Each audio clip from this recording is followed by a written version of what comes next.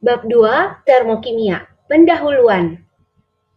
Pernahkah kita bertanya, mengapa ketika kita demam dapat digunakan cold pack untuk mengompres badan? Apakah isi dari cold pack tersebut?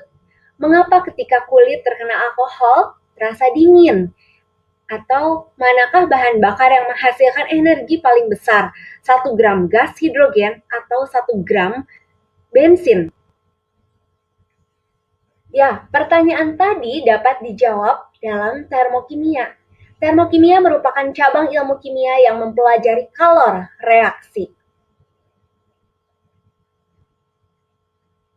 Kalor dapat mengalir dari suatu objek ke objek yang lain karena adanya perbedaan suhu. Kalor mengalir dari benda yang memiliki suhu lebih tinggi ke suhu yang lebih rendah. Contohnya, semangkuk sup panas lama-kelamaan menjadi dingin.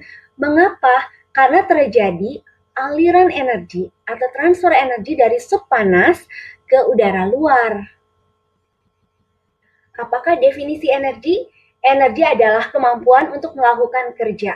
Energi bersifat kekal, tidak dapat diciptakan atau dimusnahkan, tetapi dapat diubah dari satu bentuk energi ke bentuk energi lainnya. Ini adalah hukum termodinamika yang pertama.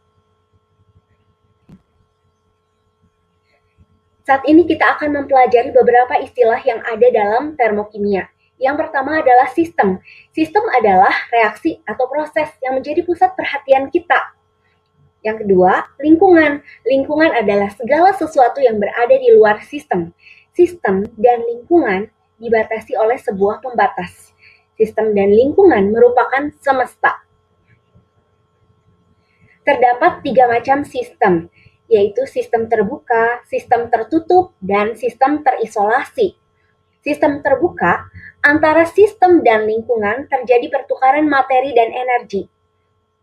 Sedangkan pada sistem tertutup, antara sistem dan lingkungan tidak terjadi pertukaran materi, namun terjadi pertukaran energi.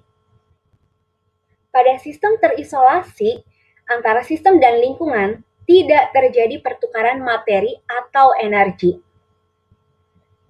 Contoh sistem terbuka, misalnya kopi panas di dalam cangkir terbuka. Materi berupa uap air akan keluar dari minuman dan energi panas akan mengalir dari minuman ke udara luar. Contoh sistem tertutup adalah air panas dalam toples tertutup. Uap air tidak dapat keluar dari sistem, tetapi panas dapat mengalir ke udara luar. Contoh sistem terisolasi adalah termos. Istilah selanjutnya yang akan kita pelajari adalah endotherm dan exotherm. Pada endotherm, sistem menyerap energi dari lingkungan. Ada aliran energi dari lingkungan masuk ke dalam sistem. Cirinya terjadi penurunan suhu lingkungan. Pada reaksi exotherm, sistem membebaskan kalor ke lingkungan. Ada aliran energi dari sistem ke lingkungan. Cirinya terjadi kenaikan suhu lingkungan. Berikut adalah proses endotherm. 1. Penguraian kalsium karbonat.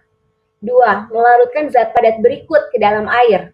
Amonium klorida, amonium nitrat, natrium nitrat, barium hidroksida oktahidrat. 3. Fotosintesis pada tumbuhan. 4. Es yang meleleh. Berikut contoh proses exotherm. 1. Semua reaksi pembakaran. 2. Reaksi logam dengan asam. 3. Natrium hidroksida padat yang dilarutkan ke dalam air. 4. Pengenceran asam sulfat pekat. Contoh proses endotherm adalah melarutkan amonium klorida padat dalam air. Pada saat dia melarut, memerlukan kalor, dan kalor ini diambil dari lingkungannya yaitu air, sehingga terjadi penurunan suhu air sebagai lingkungan. Larutan amonium klorida akan terasa dingin. Hal ini dapat dimanfaatkan untuk produk cold pack, untuk mengompres demam, meredakan rasa sakit, atau dapat juga digunakan sebagai cairan pendingin dalam pembuatan es lilin misalnya. Pada reaksi magnesium ditambah larutan asam klorida menghasilkan magnesium klorida dan gas hidrogen. Reaksi ini melepaskan kalor, sehingga merupakan reaksi eksoterm. Terjadi kenaikan suhu larutan. Kita dapat merasakan panas ketika kita memegang tabung reaksi. Entalpi adalah total kandungan energi yang terkandung dalam suatu materi, atau besarnya energi yang dimiliki oleh sistem. Lambangnya adalah H. Entalpi tidak dapat diukur, namun yang dapat diukur adalah perubahannya. Entalpi tidak dapat diukur, namun kita dapat mengukur perubahan entalpi. Perubahan entalpi adalah besarnya energi yang dilepaskan dari sistem ke lingkungan, atau besarnya energi yang diterima oleh sistem dari lingkungan. Pada saat energi tersebut dilepaskan atau diterima oleh suatu sistem, maka akan terjadi aliran energi sebesar delta H, atau perubahan entalpi. Perubahan entalpi atau delta H dirumuskan sebagai berikut. Delta H sama dengan entalpi produk dikurangi entalpi reaktan. Entalpi reaktan adalah entalpi sebelum reaksi. Entalpi produk adalah entalpi setelah reaksi. Pada proses endoterm, energi diserap masuk ke dalam sistem. Entalpi sistem sebelum reaksi lebih rendah daripada entalpi sistem setelah reaksi. Jika disubstitusikan ke dalam persamaan berikut, maka Hp dikurangi Hr akan lebih besar dari 0. Perubahan entalpi pada reaksi endotherm bertanda positif. Pada reaksi eksotherm, energi dilepaskan dari sistem ke lingkungan. Entalpi sistem sebelum reaksi lebih tinggi daripada entalpi sistem setelah reaksi, karena adanya energi yang dilepaskan oleh sistem. Maka jika disubstitusikan ke dalam persamaan berikut, Hp dikurangi Hr akan lebih kecil daripada 0.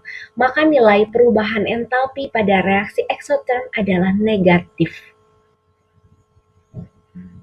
Berikut adalah diagram tingkat energi untuk reaksi endotherm. Entalpi produk lebih besar daripada entalpi reaktan karena menyerap energi, sehingga besarnya perubahan entalpi untuk reaksi endotherm lebih besar daripada 0 atau bertanda positif. Pada diagram tingkat energi reaksi eksotherm, entalpi produk lebih kecil dari entalpi reaktan karena reaksi melepaskan energi, sehingga besarnya perubahan entalpi lebih kecil daripada 0 atau bertanda negatif.